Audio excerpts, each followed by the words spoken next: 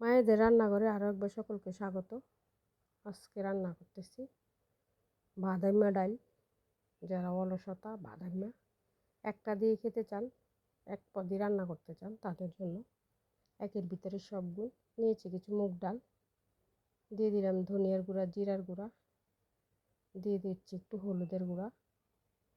তারপর দিয়ে দিব আমি এটাতে রসুন কুচি, কাঁচা লঙ্কা কুচি, দিয়ে দিব পেঁয়াজ কুচি, দেব একটু সরিষার তেল,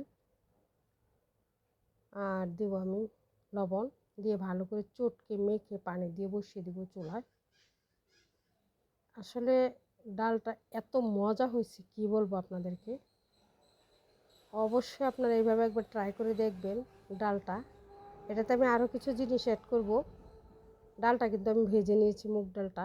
এই যে দুটো ডিম সিদ্ধ দিয়েছি ডালটাতে দেওয়ার জন্য, কিন্তু কপাল মন্দ, দুটো ডিমই আমার নষ্ট হয়ে গিয়েছে একদম ফেটে।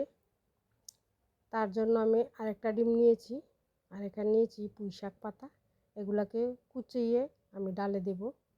ডাল আমার ওইদিকে সিদ্ধ হয়ে আসছে, দিয়ে দেবো পাতাগুলা।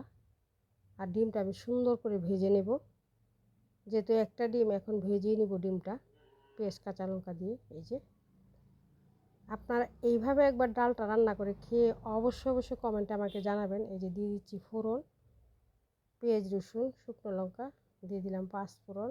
ডালটা দিয়ে এখন আমি ভালো করে একটু নেড়ে চেড়ে ডিমগুলা দিয়ে দিচ্ছি। এত মজার একটা ডাল রান্না হয়েছে কি বলবো আপনাদেরকে, না খেলে বুঝতেই পারবেন না।